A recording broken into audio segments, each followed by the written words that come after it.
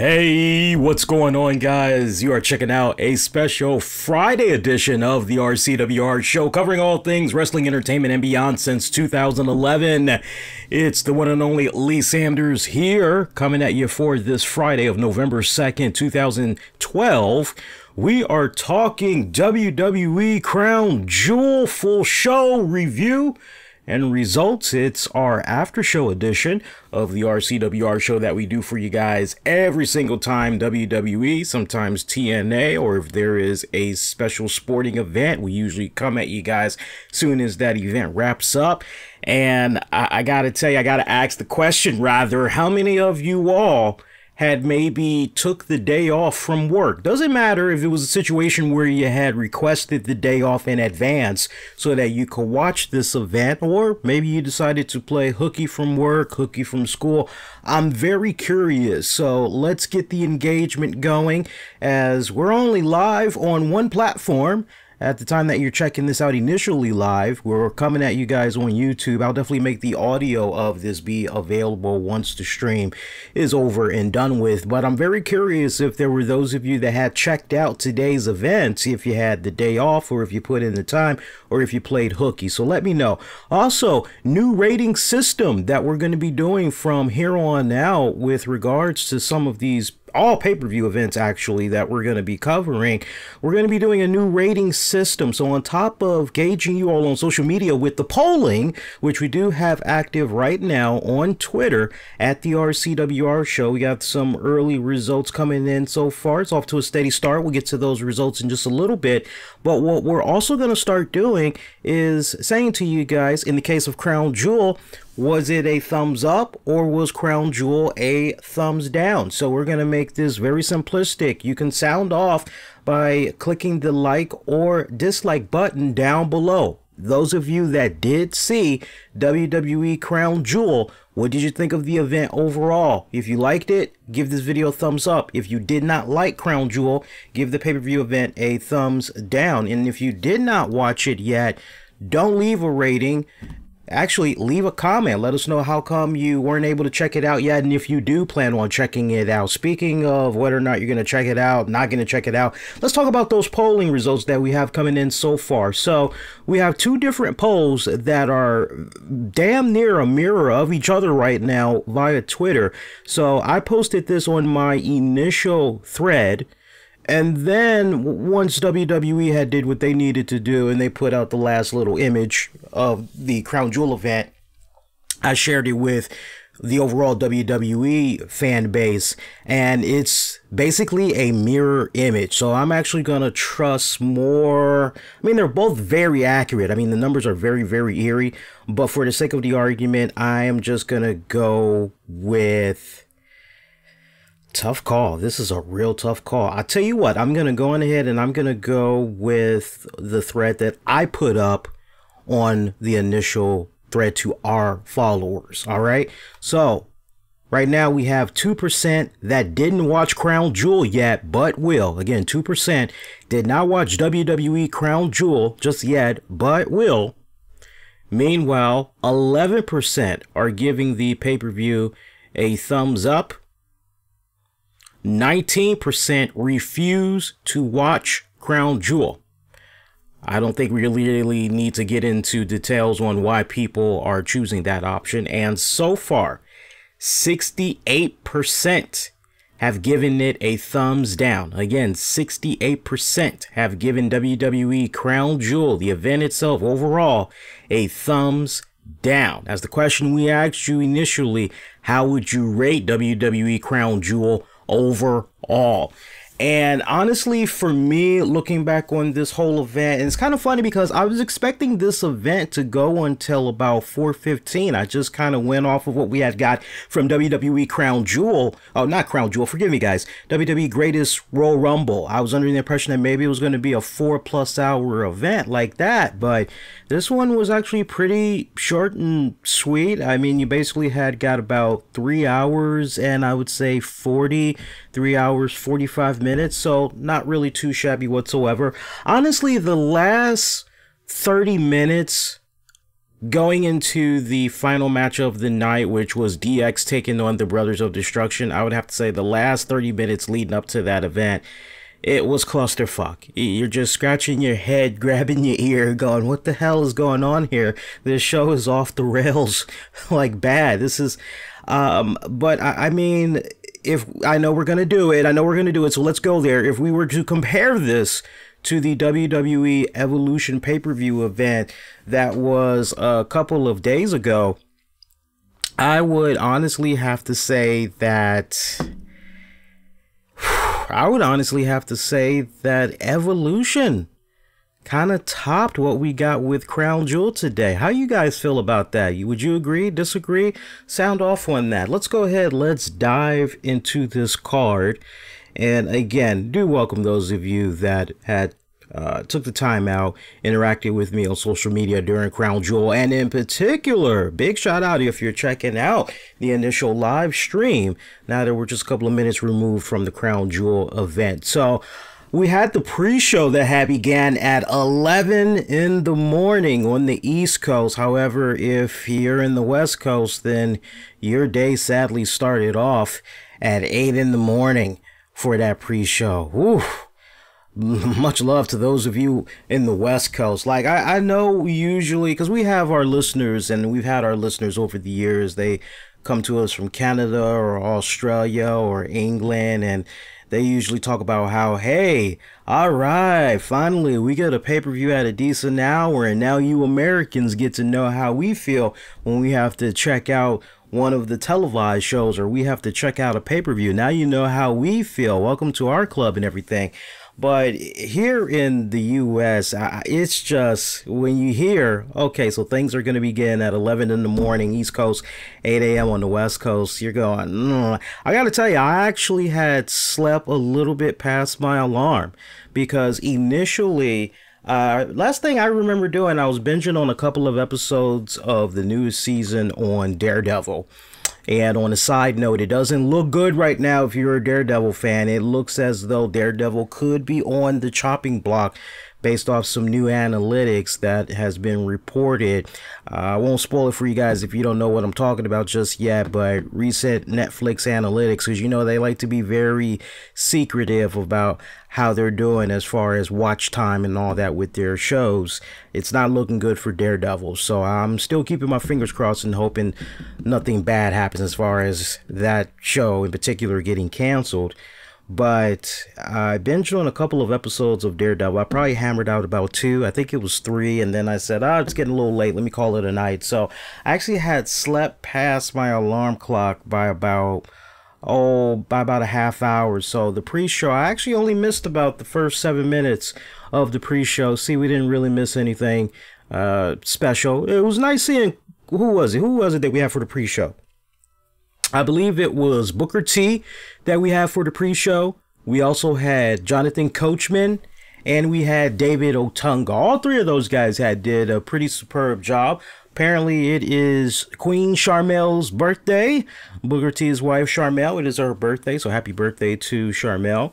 Those guys did a pretty good job getting things nice and warmed up. We did have a pre-show matchup. We only had our one and only pre-show matchup, and that was for the United States Championship, as Shinsuke Nakamura had defeated Rusev.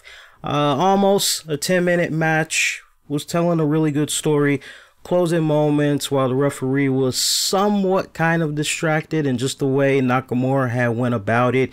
He went back to his old tricks of once again being known as the Nutcracker, as at one point Rusev was going for his trademark submission hold, and that did not go accordingly, because he was over.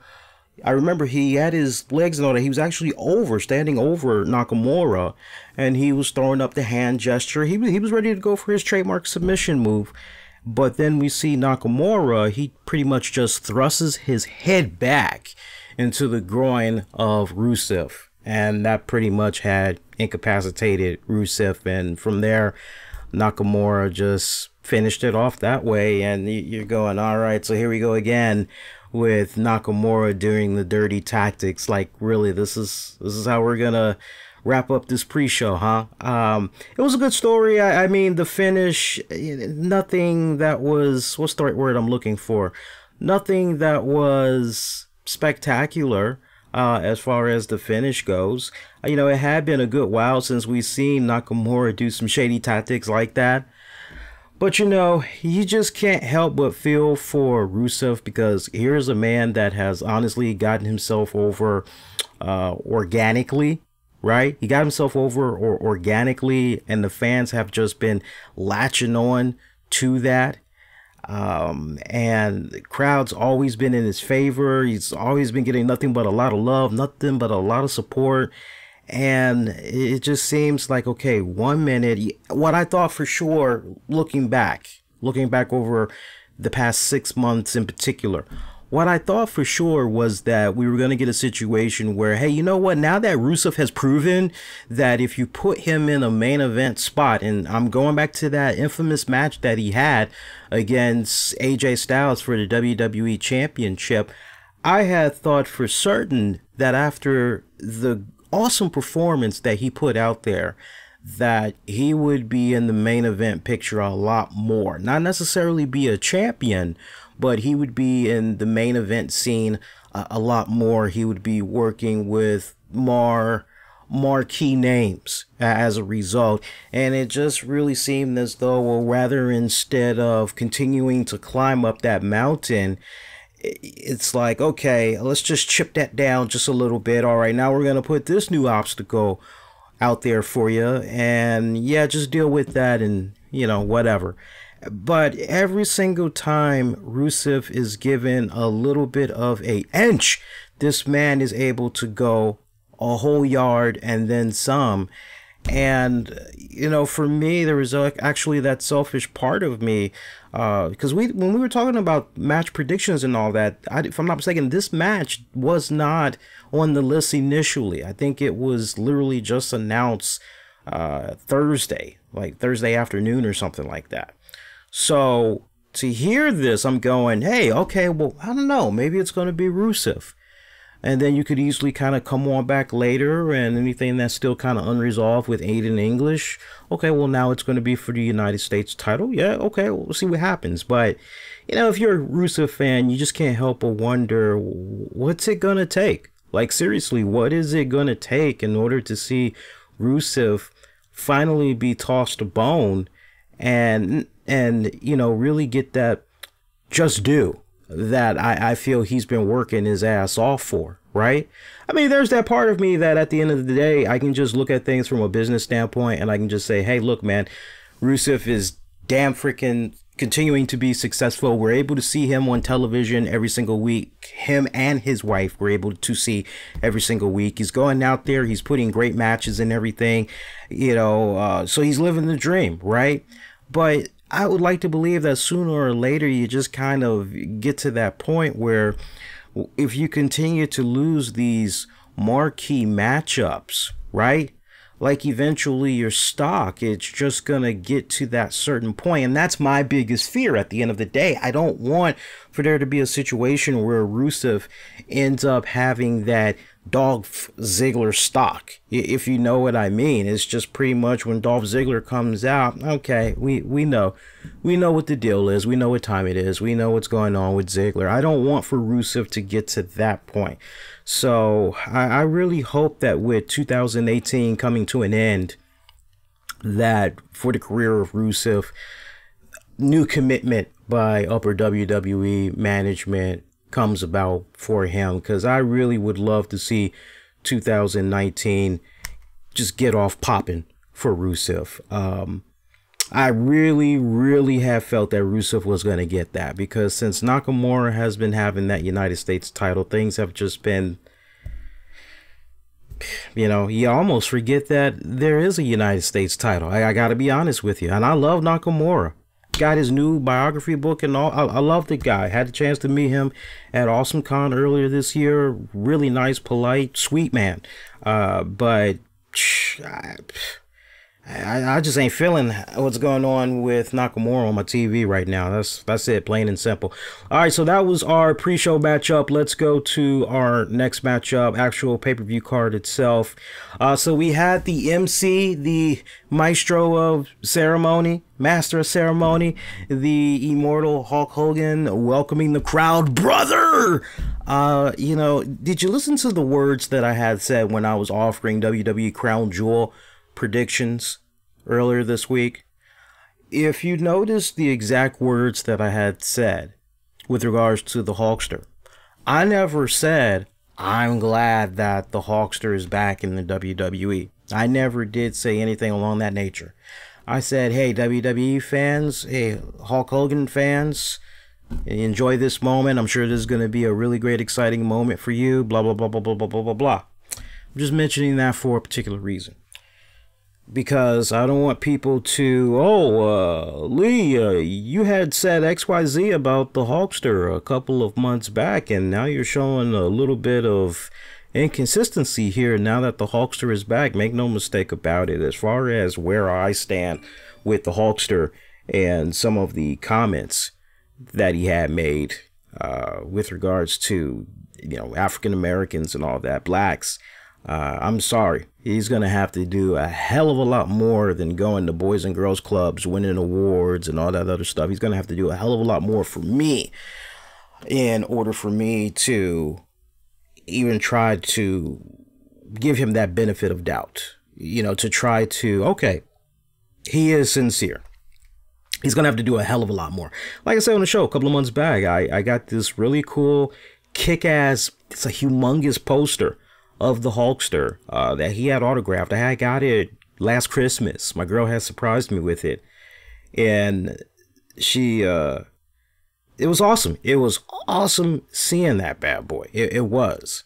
But then the more and more time that had progressed, the more and more I just really kind of wrapped my head around things. And then hearing how that locker room conversation had went backstage at Extreme Rules earlier this year, it was this guy's just sorry that he got caught. At least that's how it comes off. What the fuck? So for me, Hulkster's going to have to do a lot more to try and win me back over. That's just me, to each its own. But Hulkster basically coming out, welcoming everybody to this Crown Jewel event. He came out to Real American. We should note that, because a lot of people on social media were very curious exactly what type of song he was going to be coming out to. I kept pushing for, hey, let him come out to Jimi Hendrix Voodoo Child. I remember he used to push that back in the day. Or maybe you can resurrect for One Night Only the American Made song that he was pushing in WCW. I used to love when that song would come on, man. He's American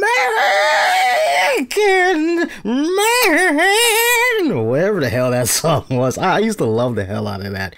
No, we got him coming out to Real American, and you're just going, wow, that's balls. That is some serious balls. So Saudi Arabia, Real American coming out. Wow, it doesn't get any better than that. Okay, cool. Iron Sheik, eat your heart out, baby. But no, he welcomed the crowd, said it was great being in front of the WWE universe once again, that it was great being at WWE Crown Jewel. That was his exact words. He never said anything specifically about, hey, Saudi Arabia, it's great to be here with you guys, or hey, Saudi Arabia, thank you for hosting us. He didn't say anything directly to Saudi Arabia. Instead, it was just WWE Universe. Hey, thanks for having me here.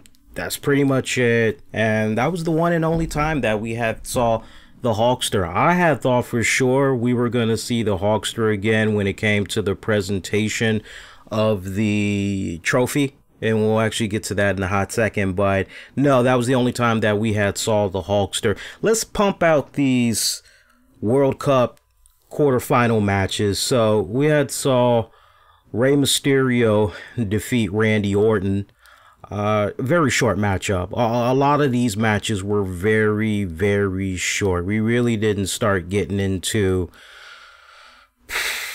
Because I'm looking at the card right now. Honestly... your match that was the longest was the Triple H, yeah, DX Brothers of Destruction. That was actually your longest match. That match almost went about 30 minutes, give or take. In second place, I would say it was Dolph Ziggler taking on Seth Rollins. According to my show notes, I had that match almost coming in at about 15 minutes. But everything else that was on the card, it was pretty much, you know, either 5 minutes here or about 10 minutes there. You know, kind of stayed clear from the 14-minute mark. So, my picks, I had said that for the finals, it was going to be Rey Mysterio, Kurt Angle. That was the impression that I had got. Not quite. I mean, nowhere. I mean, for the first time, and I didn't see any of other podcasters going in this direction, but in the quarterfinals, it was actually Miz taking on Dolph Ziggler. Nobody had called that. Nobody. And if you want to say, oh, well, I did, it's like, hey, more power to you, you know, but I'm just saying, as far as checking out other colleagues and everything, nobody had said it was going to be Miz and Dolph Ziggler for the finals. But we had saw Rey Mysterio defeat Randy Orton. Randy Orton being a bitter little bitch. It was a roll up, if I remember it right, because Randy Orton was looking for an RKO. Rey Mysterio had countered that, turned that into a schoolboy pin, and pretty much that's how he was able to pick up the W. I'll tell you, my biggest takeaway from Rey Mysterio taking on Randy Orton was actually Rey Mysterio's physical performance. I mean, for me, this was really my first time, and I want to just make a quick note that with regards to our calling in, because I see somebody's trying to call in right now, I'm not going to take calls just yet. We'll open up the phone lines, but not just yet. So you guys are going to have to hang tight, okay? Appreciate that. Train of thought got messed up there. I'm sorry about that, guys. What was I about to say? I was talking about Rey Mysterio. I'm sorry about that. That's what happens. You get a phone call and your mind gets sidetracked. Okay, so Rey Mysterio, yeah, physically, I was really impressed. I was overall taken away by how he was in the ring. Now, some people will point out to me, well, Lee, we had first saw Rey Mysterio on SmackDown 1000. Remember, he had took on Shinsuke Nakamura. And sadly, I really was not able to sit down and really watch that episode of SmackDown with Ray Ray's return, because I was sidetracked getting ready for the podcast. So for me, here on this day where I had a good minute, I didn't have to worry about setting up the stream and all that, I was really able to just take a step back and really watch Rey Mysterio. And I gotta tell you, just the two things, the two biggest drawaways for me looking at Rey Mysterio was just physically, he is in the best shape of his life right now. I've been watching Rey Mysterio since his WCW days, and it's like this young man has found the fountain of youth. This is the absolute best that I've seen this guy. But then, not just from the physical standpoint, the other thing that really stood out to me as well was what he was able to do physically in the ring. That really, I was blown away. Now, I gotta make sure I set the record straight. I've seen any and everything that Rey Mysterio has done since he's been away from the WWE. I know, sadly, we have those that don't really check out their wrestling promotions like that, but I saw the bit of stuff that Ray Ray was doing for AAA. I also saw what he was doing for Lucha Underground, all right? I know right now he's trying to start up this Lucha Libre wrestling company based out in Texas, and I talked about that show once before. I love the concept that's behind it. The concept is very, very sweet, which is basically it's the fans that are owning this pro wrestling company. I think it's Ray and I want to say Conan. I can't remember the name of the promotion right now. I want to say Aero Lucha. I might be right. I believe that's spot on. But yeah, it's like the company is all funded and everything by fans. And I don't know if they released the information yet. I would actually have to check this weekend, and we could definitely talk about it on next week's show. but they had it set up so almost kind of a Kickstarter vibe. I was kind of given that impression. So for every single amount of money that you're willing to donate, when you reach like a certain tier, there's like certain perks that come with it. But all the fans, you know, kind of like with the Green Bay Packers, if you know your football, the fans actually own the Green Bay Packers. So what Conan and Ray were doing with Aero Lucha, I mean, you hear that, great concept. So I mean, my point is, he's got his hands dipped into a little bit of everything. And again, I've been able to see him wrestle for various promotions over the years. It hasn't been a case where, okay, well, now that he's done with the WWE, he's just, you know, so I can say physically, from what I've seen of Ray in the ring over the years, just adding up AAA, adding up New Japan Pro Wrestling, because he recently did some stuff out there. Definitely his stint in Lucha Underground. I would have to say that physically, this is the best I've seen Ray, because we all know Ray was plagued with a lot of injuries leading up to his exit from the WWE some years back. And WWE wasn't really too keen on him trying to get out of that contract, and he had missed so many dates. They was trying to add those dates to the end of the contract. So I'm really happy that for Ray, things panned out. He's back with the company now and everything. Freaking solid. But yeah, that's how that match had came about. That's how Ray had advanced. And Randy Orton, I mean, doing some serious work on Ray, injuring his ribs a bit, tossing him around all over the place outside of the ring. So you kind of see that set up, and you're wondering how that's going to play a huge factor later on, because Ray's going to have to come back out for another quarterfinal match. Meanwhile, we saw Seth Rollins defeat Lashley. This was a hot cup of coffee. This match was pretty much over in about, I would say, 5 minutes, maybe a little less than that. I mean, I blinked. I didn't even see how the finish of this match goes, and I'm not even going to bother with the specifics. But overall, I felt that the two of them kind of gelled okay together. Just a little bit that I saw. I was really disappointed that it was such a short match, because if anybody could have hanged with Seth Rollins, Lashley definitely could have. So I'm hoping to a certain degree, maybe later down the road, because I know Rollins is feuding with Dean Ambrose. And for those of you that didn't check out the pay-per-view event yet and you're curious, no, there was not a cameo by Dean Ambrose whatsoever. Renee Young was there, but there was no cameo by Dean Ambrose on this pay-per-view event. Yeah, I know, sucks. Dolph Ziggler took on Kurt Angle. That was actually a classic. Of all the matches, I was eagerly anticipating this one, because for me, I looked at the card, I'm looking at Ziggler, Angle on this card, and I'm saying, this is going to be your show stealer. This is going to be the one that's going to sleep up on folks. This is the one that's going to be a surprise hit, just from the technical aspect, just from the amateur wrestling background that both men possess. This is the one that's going to be the classic. And I'm really surprised that WWE booking did not decide to add on an extra few minutes to these guys' match. Because this match, according to my notes, this one barely even came in at 10 minutes. So I wish, because it was a really good story that these two guys were telling. It was a really, really good story in the ring that I was able to get behind. I'm sure a lot of people were able to get behind. And I'm sure a lot of people would agree that, you know, if this match would have been given at least 6, maybe 7 more minutes, it felt as though it could have gotten to that point where fans would have been chanting, "This is awesome, this is awesome." It was a classic matchup, though. We saw towards the end, Kurt Angle, he had applied the ankle lock.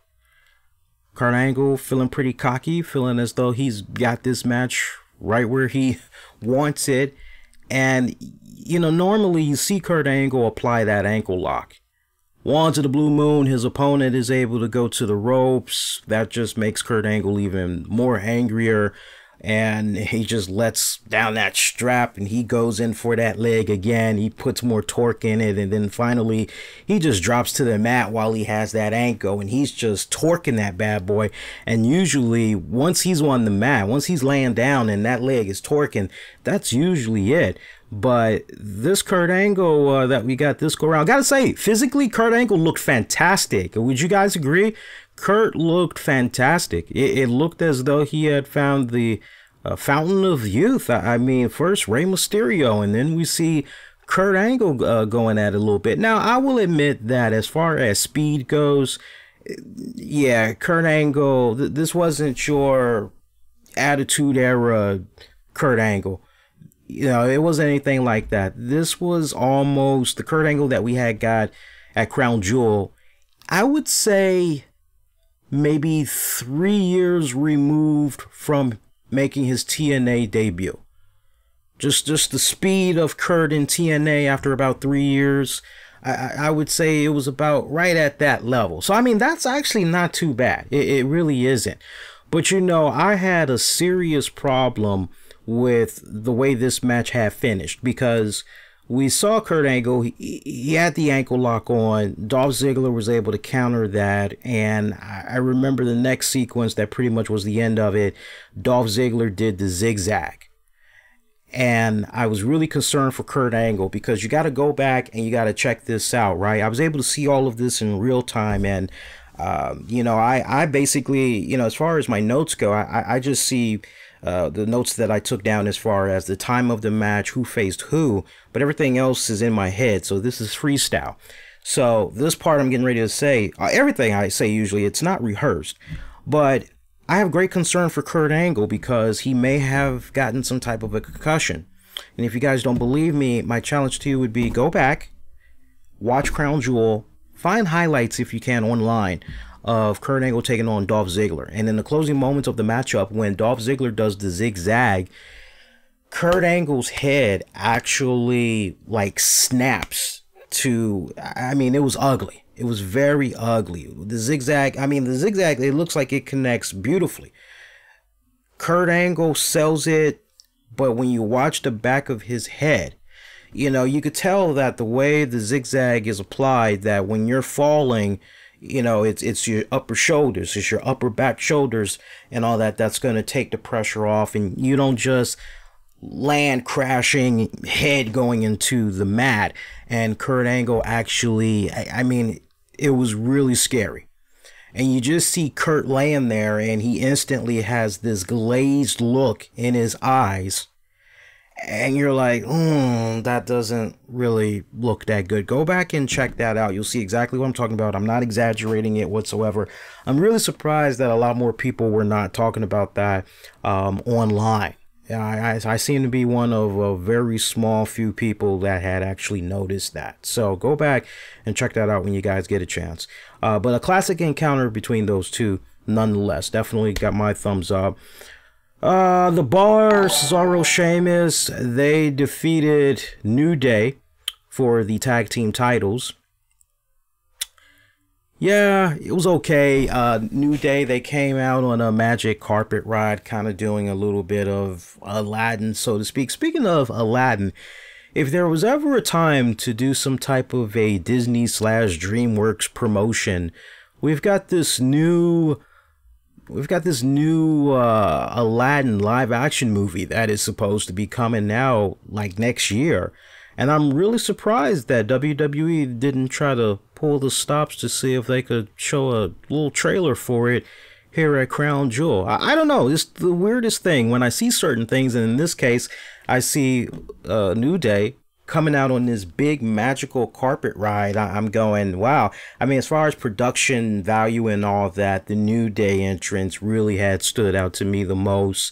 Overall, the production, I got to give it up to WWE. I got to give it up to the Saudia Prince.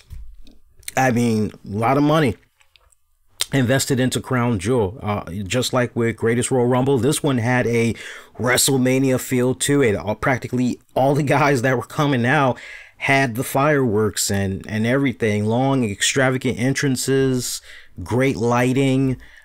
So much so that you go back with Evolution, and a lot of people made the observation of how the lights were pretty dim and they were trying to give it that intimate feeling. I don't think it was a situation where they were embarrassed by how many people were at the arena, but because it was sold out at Evolution. It was sold out. I think it was just a situation where they really wanted to try to do their best to put the spotlight on the female talents in the ring.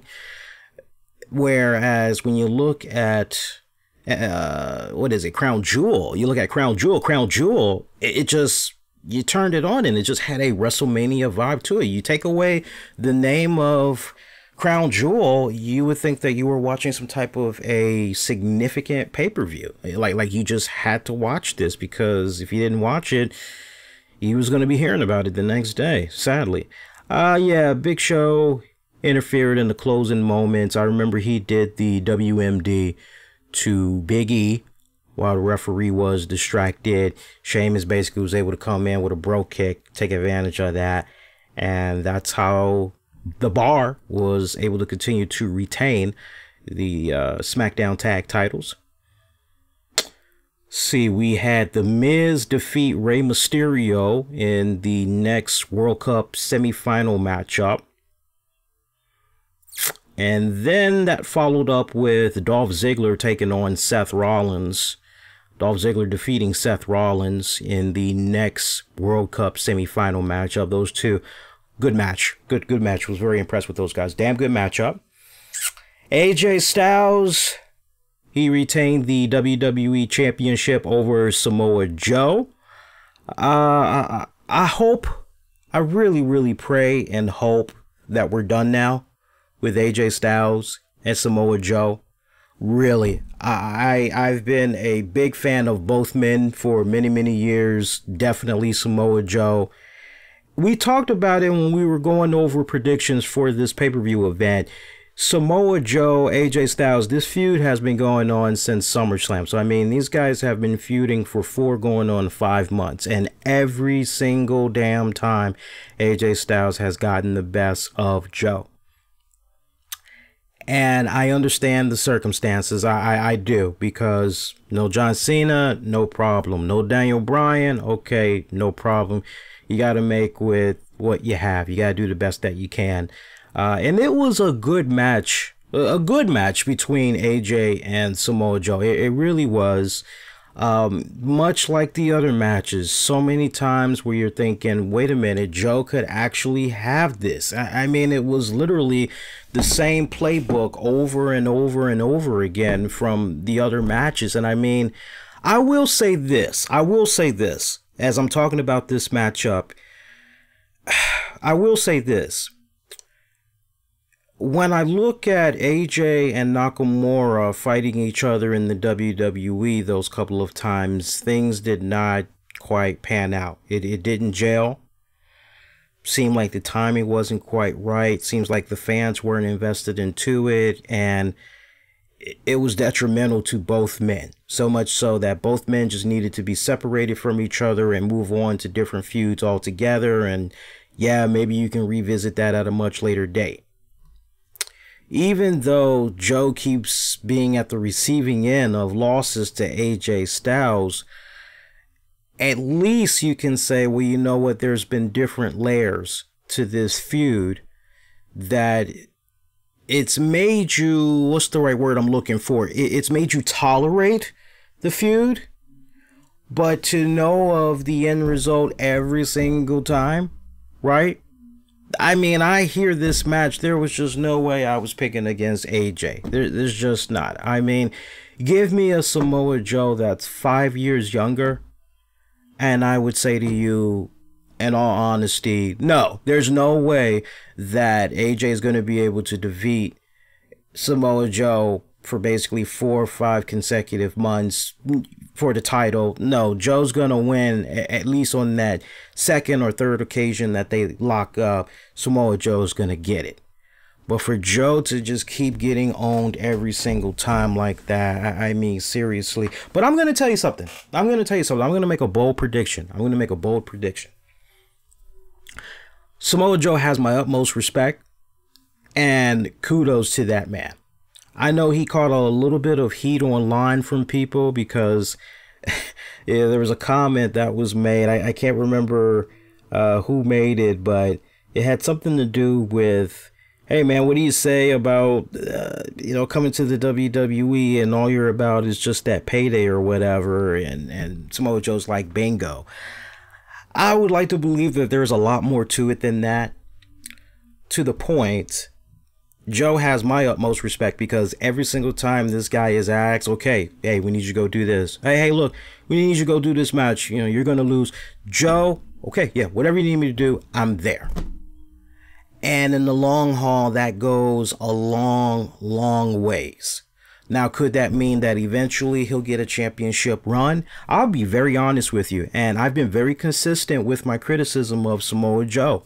Much as I love the guy, I've been very critical about him. If Joe can stay healthy and just go on a streak for like 6-7 months where he's had no injuries, then he legitimately could have a shot and should get a shot at being a champion. I don't care if that's for Raw or if it's for SmackDown. He just has to stay healthy. And until Joe can prove that, I don't think he's ever going to be touching one of those two major titles. I can see him touching the Intercontinental title. I could see him touching the US title. Hell, under the right circumstances, I could even see him holding the tag titles. But as far as those main two titles that everybody would love to see Joe get, I just don't see that ever happening for as long as he continues to be injured. Point being, the man just came back from a recent injury. So it's really touch and go. It's a sad, tragic story when you think about it, because what his particular story is starting to remind me of is that of Mark Henry. I remember me and my friends and coworkers were very big into Mark Henry, especially when he started doing that whole Hall of Pain gimmick. And man, when he shocked the world at that one pay-per-view and he had became the world heavyweight champion, we were like, wait a minute, say what? Mark Henry did what? We're like, holy crap, that's badass. And you know, we were all excited for the man. And then the injuries had happened and you're going, damn. It's like, come on, Mark, things were just starting to get good, man. And you kept hoping that maybe he was going to get back to that point. But injury after another injury after another injury just kept getting the best of him. And you're like, damn. So when I look at a guy like Samoa Joe and I see these histories of injuries that he's been accumulating, and look, it's not Joe's fault. To a degree, yes, but it ultimately is not his fault. Because look at it from this standpoint. And this is the good argument that needs to be brought up. Joe came to the WWE finally late. He came rather late. So, I mean, at this point, he's already been tearing it up in other promotions. Big bulk of that in TNA and everything. So, yeah, the schedule might have been a lot reduced and everything like that. But now, you covered over here to the WWE later in life, right? And yeah, some of this stuff is bound to happen. I mean, if you really just kind of take a step back and you go, damn, how come guys like Kevin Owens? Damn, how come guys like Sami Zayn? Damn, how come guys like Samoa Joe are getting injured? What the hell's going on? It's like, well, when you really stop and you look up their history, it's like, and you look up Cesaro. I almost forgot about Cesaro. It's like, did you honestly think they were going to continue to go unscathed for this long period of a time?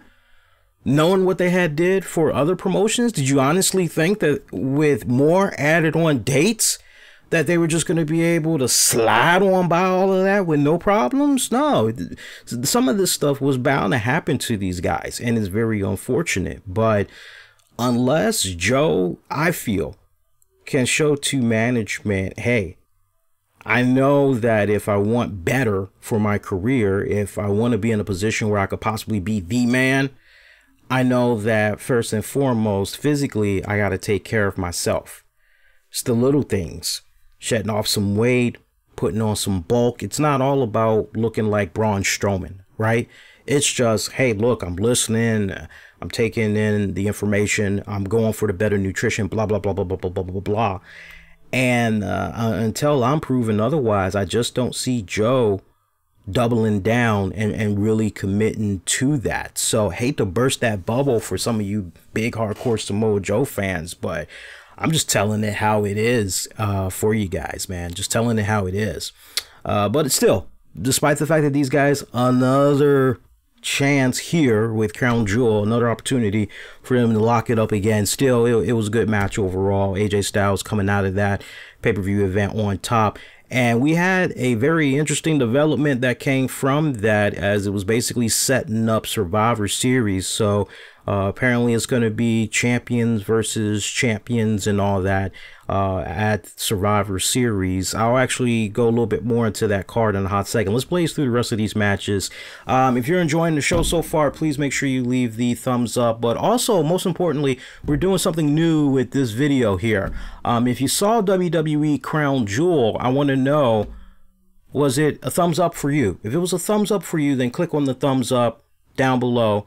If it was a thumbs down, click on the thumbs down and leave a little comment. Say, hey, thumbs up for me because blah, blah, blah, or thumbs down for me because blah, blah, blah. If you did not see Crown Jewel, I want to know if you plan on seeing it. So leave a comment. And if you don't plan on seeing Crown Jewel, let me know what's going on with you. Poke our head in the latest polling results here. Again, we got the polling results here on Twitter. And it's still a bit dead even right now. Not much development since last we checked in at the top of the show. Right now we got about 6% that did not watch WWE Crown Jewel yet. 16% refused to watch. 23% are giving it a thumbs down, and 55% are giving Crown Jewel a thumbs down. Again, 55% are giving Crown Jewel a thumbs down. Keep trucking on. Let's go to these next batch of matches here. All right, so at this point, we only got 3 more matches to talk about. Braun Strowman taking on Brock Lesnar for the vacant WWE Universal Championship. We were guaranteed a new champion. And folks, I got to tell you, did we get bamboozled with this one? Now, I'm going to actually look at this matchup. I'm going to defend the direction that they went into to a degree, because I'm going to do a little bit of devil's advocate here. But I'm going to agree with how everybody else feels, but I'm going to defend WWE's position, okay? And for the record, I don't think anybody online is crapping on the fact that we have a new Universal Champion, and that is of Brock Lesnar. But it is the way how it was done. I'm going to try to make sense of this, defend WWE to a certain degree, right? But first, this match wasn't even 5 minutes. Get past the entrances and all that. It wasn't even 5 minutes. So let's get that out there off the break. So basically, it took 5, count them, 5, not 1, not 2. Not even 3, not even 4, but 5 times, 5 times, 5 times, 5 times, 5 times it took for Brock Lesnar to do an F5. Actually, let's back that up a second. Not only did it take 5 F5s, but it also took a championship to the back of the head to Braun Strowman by Baron Corbin. Yeah, so right after Baron Corbin is there at ringside, he presents the Universal Championship to everybody, much like the referee. Hey, this is what it's all about. We see Baron, he basically walks out, or so we think he's getting ready to walk out of the ring and just sit at commentator's station and check out the match. No, he turns right back around. Braun Strowman is just fixated on Lesnar, and we see Baron just hit my man Strowman with the title. Lesnar's just looking on like, what the hell? Well, whatever, dude. As long as I'm getting mine, it don't matter, right? That's Lesnar's whole attitude. Match begins, and pretty much F5 after F5 after F5. My God, if there was even a tiny little bit of offense, I want to say something had happened where Braun tried to counter one of the F5s, bounced off the ropes, was maybe trying to look for a big boot, but yeah. Title belt, pop, back of the head, 5 F5s. Brock Lesnar is your new Universal Champion. As soon as I saw this finish come about, I'm going and cue up the band on social media in 3, 2, 1. And yes, did it explode? A lot of people. And honestly, I'm not going to even try to defend the booking that WWE did right here. Honestly, at this point, what was a decent pay-per-view, by this point ended up going to the shitter because of the way this was handled. And I mean, I want to look at it from this standpoint, right? And then this is where Stupid Booking 101 comes in for me. Yes, it's another edition of Stupid Booking 101. We've got 2 Stupid Booking 101s that's going to be making an appearance on this episode. So our first Stupid Booking 101, let me see if I got this straight. So we've seen Braun Strowman dumped in a dumpster truck. We've seen Braun Strowman get ganged up by 1 guy, 2 guys, 3 guys, 4 guys, like 5 guys. Like I remember the feud with Kane, Miz, Curtis Axel, Bo Dallas. Like I remember all of that crap that had went down, right?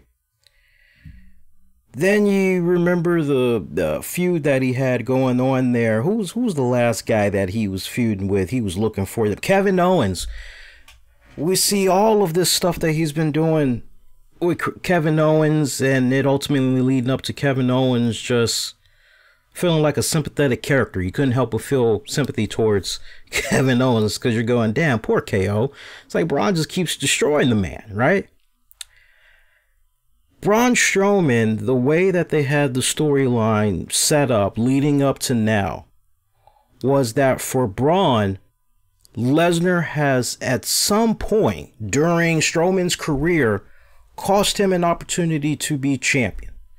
So this is finally the opportunity that Strowman needs, that he's looking for. All right, I've got Lesnar all to myself, one-on-one. Oh, I am so going to get this guy. This guy, he's going to get these hands. And I'm just not buying of all things, a championship belt popping him over the back of the head. I'm just not buying that. That's just not viable for me because physically we have seen Braun Strowman all throughout 2018, late 2017, going into all of this year. We have seen him physically in more, wow, how's he gonna, and he is just this incredible hulk of a freak that's able to overcome these obstacles, right? It's like he is a monster among men. That is the way he is dubbed, right? He is a monster among men. So to see this monster, I'm having a hard time understanding that. I really, really am. I'm having a hard time understanding that. All right, let's put that to the side. Who thought it would be smart to just have Brock Lesnar go out there and just do F5s after F5s after F5s? I would have preferred it if it would have been a situation where Brock Lesnar could have done a little bit of his MMA background. I would have preferred to see Brock Lesnar put out some type of an arm submission maneuver, some type of a leg hold. I would have loved to have seen some of his stuff. You know why? Because according to Paul Heyman, who constantly reminds us week after week after week, Brock Lesnar is not a wrestler. He is not a sports entertainer. He is a fighter. That's what he is. That's what we keep getting. He is a fighter. You know, hey Sean, view in. How you been, brother? That's what it is, man. It's like that finish for me was just so fucking. I wanted more from Lesnar, just from a physical standpoint. If I could have just seen Brock Lesnar on top of Braun Strowman, Braun is a big boy. If I would have been booking that match, I would have spoke with both men and I would have been like, Braun, Are you okay with Lesnar being on top of you at one point and just punching you in the face, maybe doing some elbow strikes to your head, kind of get you opened up a little bit, get you a little bit bloodied up? Would you be okay with that? Yeah, I'm okay with that. Whatever we need to do to entertain these fans, I'm okay with it. I would have totally been down. You know, whoever was booking this, I'm just picturing them eating a big ass bag of Doritos. And they're smoking weed and they're just going, nah, man, you know what you do? You just go on ahead and you have Lesnar, right? He just does these F5s after F5s after F5. It'll work. Oh my God, they're going to eat it up, man. It's going to be so awesome. The Saudi Arabians even crapped on this. Once they pretty much had got the gist. Like, I get it. You want to set up Brock Lesnar so that he is this juggernaut of a machine. You want to set it up so that he is this freak in nature, right? But at the same time, you also gotta pander to the fans that's going, well, wait a minute now. We want ourselves, you know, an entertaining matchup. You know, give us a little bit of something, right? Because I was on this very show months back and I say, you know, Braun Strowman reminds me of a much younger Brock Lesnar. Pretty much going into that SummerSlam pay-per-view event for the title against The Rock. Lesnar took the title off The Rock, and that was the last we had saw The Rock for a good minute because he ran off to Hollywood. And I basically say, you know, you set it up just right when Strowman finally is able to get his hands on Lesnar.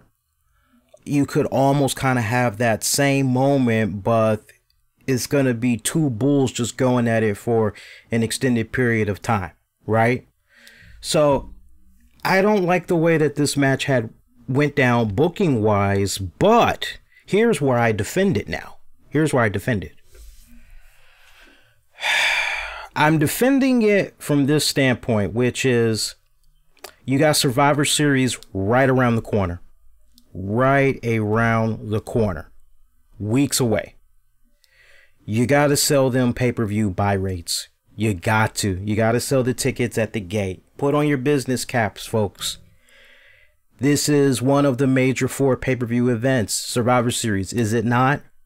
Even more the reason why you got to have tickets selling. And when you look at the third quarter reports, you see that for live events, slightly down right now. But when you look at what's going on with WWE media, as far as their YouTube channel or as far as the WWE network, those respectfully are up. When you look at merchandising, those are steady. That had saw a slight increase as well. But it's the live events that has been showing a continued decline. So at this point, you want to bring in as much revenue as you can bring. All right. So for me, I'm fine with Lesnar, and I was always this way. I don't want nobody saying I'm jumping on the bandwagon right now. I was this way as soon as I was offering predictions for Crown Jewel. I told you guys, I said, I feel it in my bones. I'm going with Brock Lesnar for the win. And I told you guys why. What I did not anticipate was that we'd get a less than 3-minute matchup. I did not see any of that coming. So you guys got to forgive me for that one. I mean, I wish I could have prepared us all a little bit better for that one. Silly me. What was I thinking? We should know the MO by now with Brock Lesnar, right? But ultimately, it's not all entirely the fault of Brock Lesnar. It's ultimately whoever is booking his stuff and telling him what they need him to go do, and he's doing it. Ultimately, it falls on the shoulders of those guys. That's what it's all about. So I'm going to defend WWE's position in giving the title to Lesnar, but only from the standpoint of it's all about selling that Survivor Series event. And I like the idea of Strowman chasing after Lesnar, trying to get that retribution, because basically now you can make the argument, hey, Lesnar, you didn't beat me straight up one-on-one. Hell no. It took some skinny ball-headed lackey looking like he was once in Anthrax, the band or whatever. You know, it took him to do the cheap shot that he did to put you in the position that you're in right now.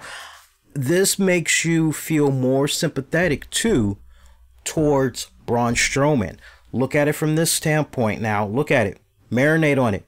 Put the finish to the side for a moment. Put the finish to the side for a moment. Yes, we can debate about that all day, but put that to the side for the moment. Roman, gone. Your biggest polarizing babyface figure. He's now gone. You had to do a lot of reshuffling. And one thing that was definitely established with Roman exiting was Braun is now kind of the babyface guy you want to root for. Kind of a tweener, but really kind of leaning more towards a babyface. So with what was done to Strowman at Crown Jewel, you can't help but now feel sympathetic towards Strowman, and you want to see him get some type of retribution. So now you got him feuding with one of the most powerful individuals right now, at least until a future happens where maybe Kurt Angle gets reinstated as the Raw General Manager, if at all. But now you're going to have Strowman gunning after Baron Corbin. If I'm setting up Monday Night Raw all night, it is basically, where's Baron Corbin? I've got freaking Strowman on a one-man search for Baron Corbin. Maybe everything culminates in rewind, dude. We just told you, Poltergeist. We just told you. We're past that, brother. Shout out to Poltergeist. Poltergeist, like, who won? Who won? We just told you just then. What's up, Gino? What's up, Muhammad? What's up, Kelton? Who else we got here in the chat here? We've got Brant, we got Nathan in there. What's up, everybody? Train of thought got interrupted, forgive me for that.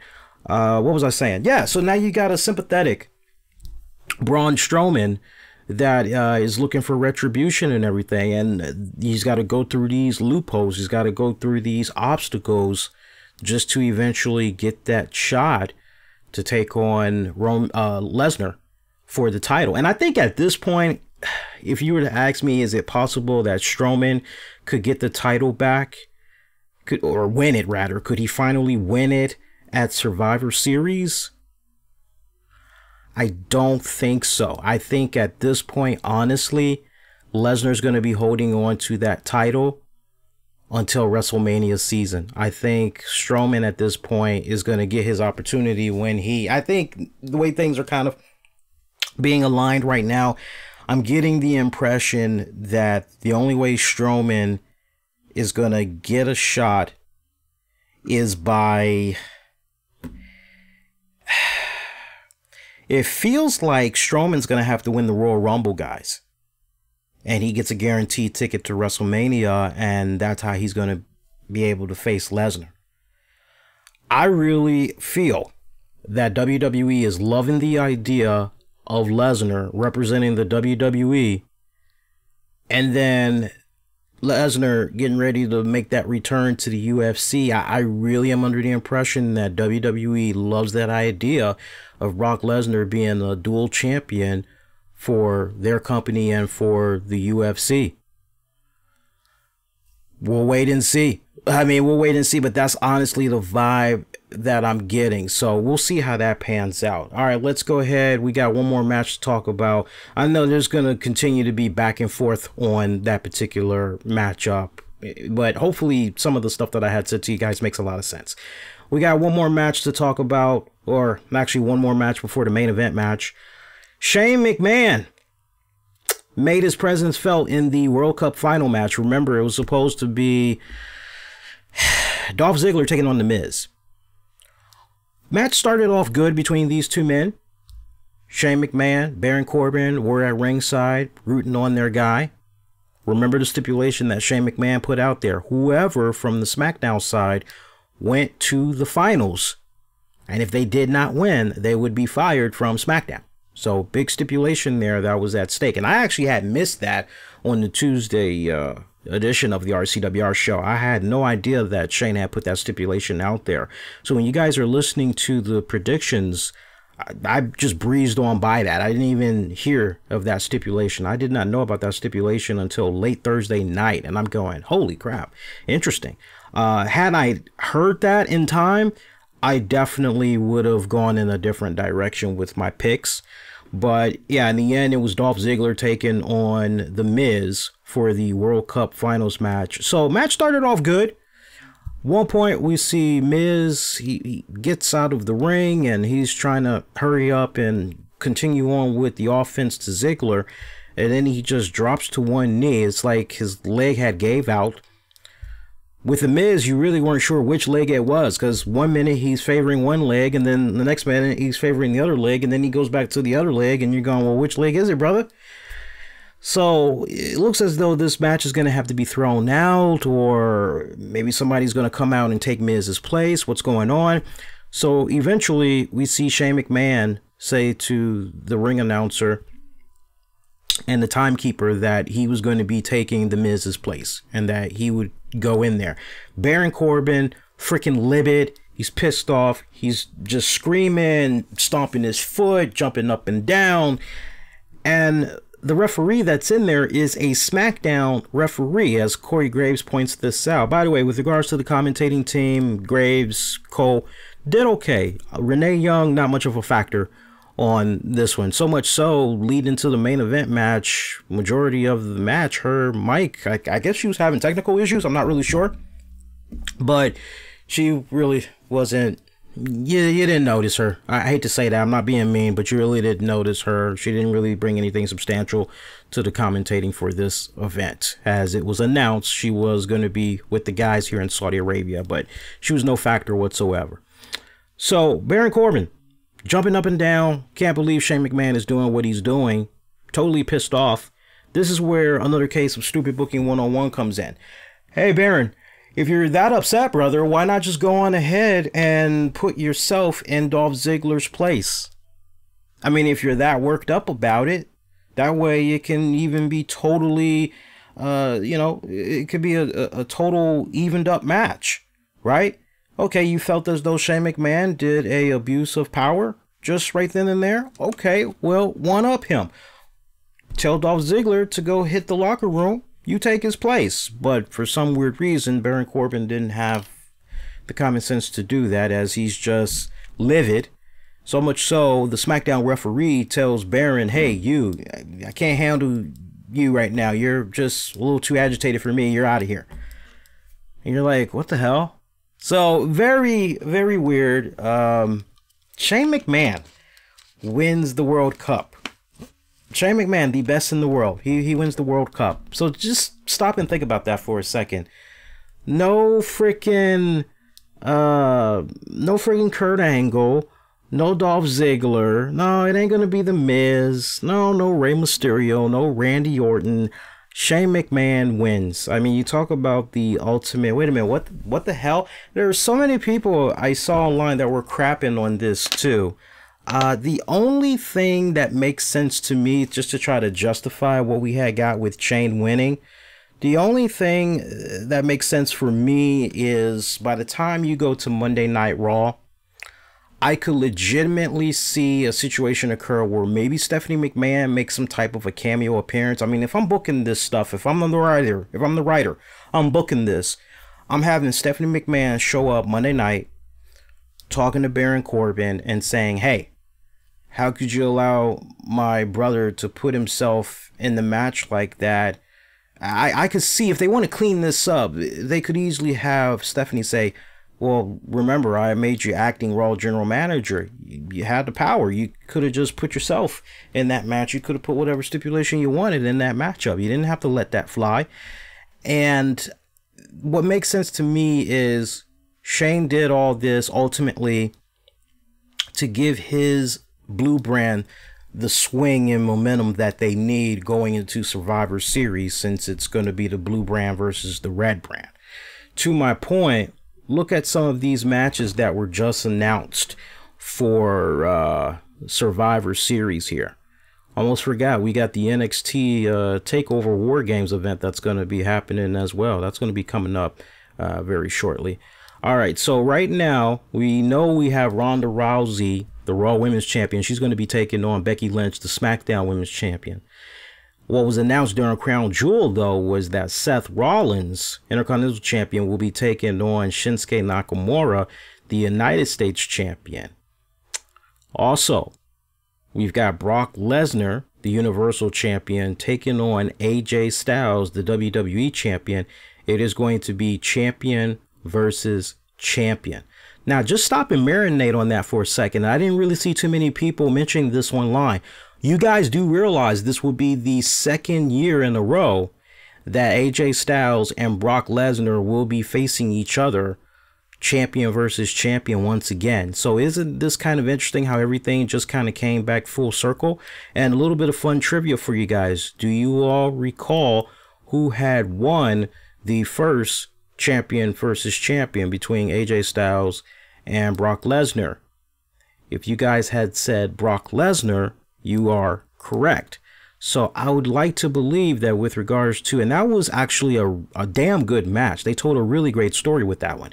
So I would like to believe with this second go round of Lesnar and Styles that, Styles is maybe the one that's going to get the one up over the Beast Incarnate, right? So a little fun trivia there for you guys. But those are the matches that's going to be happening coming up at Survivor Series. So yeah, for me, I think Shane ultimately was just so power hungry, really wanted the bragging rights, right? Wanted to give SmackDown some type of a buzz, some type of a one-up going into Survivor Series, that ultimately this is why Shane did what he did. Because, I mean, say what you will about the Shane McMahon character that we've gotten this go round, but he's been very consistent when we've seen him on SmackDown. He's pretty much right down the middle. You know, he usually he's pretty straight and narrow. So for him to go in this direction, and boy, I tell you, the ego had really got the best of him. He acted like he had won the whole goddamn thing. I laughed when I saw this spot, but as far as trying to make sense out of it, that's the only thing that really relatively makes sense for me with this one. One more match to talk about. Let's go there. We had DX taking on the Brothers of Destruction. It was actually an okay tag team matchup. I actually thought it was okay for me. Shawn Michaels, that was really the story. I'm starting to get used to a bald head Shawn Michaels. I don't like it, but I'm still, I'm getting used to it. But hey, that's life, man. It happens. Eventually, the hair goes. You got to make some decisions. You either get some extensions, you get some weave, something, or you just be done with the whole damn thing. So for me, I cared more about what was going to be happening with Shawn from the physical standpoint. And, we heard how off and on he's been around WWE, helping out at the Performance Center, and now he's just helping out there on a full-time basis. And I mean, look, Shawn Michaels is what, only 53, has been away from active in-ring competition on a part-time, full-time status, hasn't been doing any of that stuff for about 8 years. So, you can't help but wonder, okay, how is he? And for me, didn't seem like he missed a step. Just a little bit that we had saw of him, he really came off to me like he did not miss a step. Still has that sharp in-ring psychology. Everything that he does in that ring makes sense. It is setting up something ultimately that's even more bigger. I love that about Shawn Michaels. I do. He's fucking awesome. He is the fucking man. I love him tremendously. And that's despite the fact that, Shawn Michaels, he did what he did when we wrote up that editorial about the piece that we did reviewing the book signing that he had in Tyson's Corner, Virginia. I know. But I still love the dude. That always gives me a chuckle. Like, go read the editorial piece. It was a nice editorial review of the meet and greet that he had for his book, Wrestling for My Life. that I still get a kick out of that, because it was because of that review that Shawn Michaels basically went, fuck the RCWR show. But no, seriously, Shawn Michaels, he did damn good in this matchup. I was happy to see him back out there. I gotta admit, there was that little part of me just for a few minutes that kind of felt like a teenager again watching Shawn Michaels. Definitely had some nice nostalgia feel to it. You know, there was a couple of spots that were rough in this matchup. One of the spots that was rough was Shawn Michaels. At one point, he was on the top turnbuckle and he was fighting with Kane. And one of the hits that Shawn did to Kane, Shawn basically hit Kane so hard, Kane's mask and wig had came off. And you're just going, ooh, that don't, ooh, wait, was that supposed to, that's okay, right? And what was really kind of silly was that you had the camera stay on Kane after his mask and wig comes off. You know, it's all one piece. So after it comes off, Kane's just kind of going, you know, and then at one point he actually kind of, seems like Kane just kind of goes, or Glenn Jacobs, you know, it seems like Glenn goes, well, wait a minute. They already know how I look. What the hell? So now, you know, Kane's just trying to stand there or whatever. And I guess the cameraman finally realizes, oh, I'm not supposed to be showing Glenn Jacobs. I'm actually supposed to be showing the Monster Kane. And so they just cut to Shawn and they do this ridiculous close-up of Shawn. And it's a ridiculous close-up. And you're like, okay, we get it. Technical issues, Kane's mask, we get it. And Shawn Michaels just goes, feeling kind of loony, and he does a moonsault, crashes on the Kane Undertaker. After that spot, the action eventually goes back into the ring, and we finally see Kane with his mask and wig back on, and we're going, yay, somehow he got it on, yay, that's great, right? You also had a spot that was very concerning. I mean, this match, you know, I can't ignore some of the spots that I saw. I mean, overall, it was an okay tag matchup, but there were a few spots that just, ooh, what the hell? What's going on with you guys? So the Kane mask spot, I can easily just, man, stuff like that happens. What I couldn't ignore was the spot that occurred where Triple H, Undertaker, they were outside. And I want to say it looked as though Undertaker was supposed to Irish whip Triple H somewhere. But you could see Triple H say, basically, no, we're supposed to go this way. And what should have been a strong Irish whip into the wall barricades was basically just Triple H holding the Undertaker's hand, kind of like, come on and come with me. Come on over to my place. I mean, that's basically what Triple H was doing with Taker. So you're like, what the hell? And then it's just wham. I mean, it wasn't a strong Irish whip into the barricades. It was just and here you go. So that spot was kind of, you know, what the hell was that? Kane did not sell the end of the match correctly. I don't know what was going on with Kane. Maybe Kane had a little bit of jet lag or something, or maybe he didn't get enough rest. You had the spot, I think the finish was Brothers of Destruction. They had Triple H and Shawn Michaels over their shoulders. You're thinking, okay, well, maybe they're getting ready to look for the Tombstone Power Driver. Maybe they're getting ready to do a double Tombstone Power Driver. And that's the way things are going to end. No, instead, what we see happen, Shawn Michaels, he pokes the eye of Kane. Because if I remember it right, I think Shawn was on Undertaker's shoulder. Yeah, Shawn was on Undertaker's shoulder. Triple H was on Kane's shoulders or something like that. And so Shawn, he was able to reach out, poke Kane in the eyes. That gave Triple H the spot opportunity that he needed to pretty much take out Kane. I think Shawn got off of Taker, Sweet Chin Music. Then they did Sweet Chin Music to Kane. Kane basically gets the super kick that's supposed to feed Triple H to doing the pedigree, right? So I want you to picture this. You guys know Triple H's pedigree by now. So Triple H, he's got Kane in between his legs. And you know Triple H, usually he jumps in the air and kind of midway, that's when he lets the opponent go so they can kind of, right? Well, no, instead we get Triple H. Triple H has Kane in between his legs. He lifts both arms up and Kane just drops.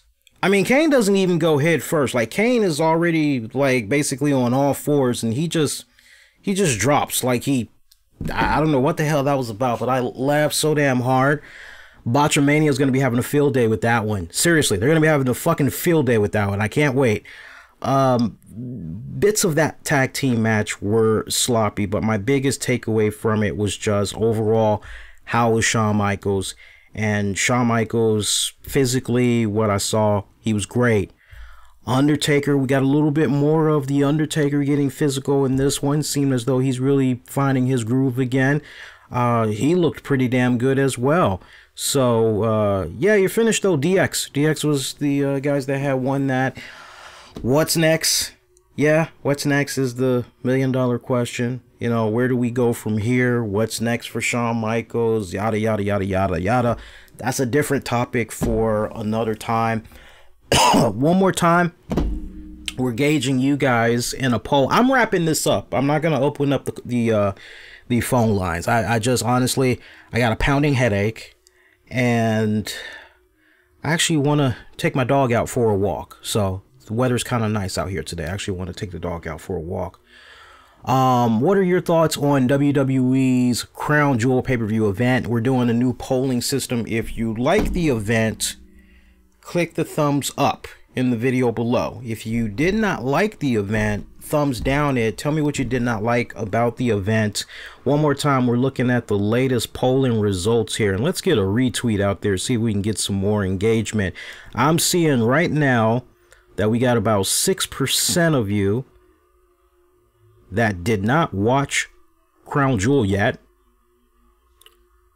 16% of you refused to watch it. 23% of you are giving it a thumbs down, and 55% of you are giving it a thumbs down. Yeah, that's how it's looking right now for that one. Those of you that's going to be waiting for this on demand and on the downloads audio wise, for now, just enjoy the stream that you have on YouTube. And probably later this evening, I'll go on ahead and I'll make the audio be available. But I'm not in a rush right now. So for now, enjoy the YouTube stream. Get at me on Twitter, Facebook, Instagram. Use the keywords the RCWR Show. And at this point, stick a fork in it. We are done. We've been coming at you guys late during the month of October. All month of October going into this beginning of November. We've been pumping out some great content. So on that note, it's nice to finally be able to take a step back and relax. I took the day off from work, did it like a week in advance to check out this Crown Jewel event. And despite some of the hiccups that we had got, you know, honestly, overall, it was a decent event. But like I said, when I was offering predictions, I'm just glad that we're finally now able to put this Crown Jewel pay-per-view event behind us. And we can just move on to other things, because every time you bring up this pay-per-view event, there's so much controversy and all that other crap. I'm just glad we can now just be past this and we can move on to, you know, more historical, cool pay-per-view events that usually bring people together. And in this case, we've got Survivor Series that's going to be coming up in a couple of weeks. One more time to the polling results we go. We've got 6%, again, didn't watch the pay-per-view yet. 16% refused to watch it. 22% thumbs up. 56% thumbs down. Shout out to everybody that had checked this out live in the chat, interacting with each other. Appreciate that.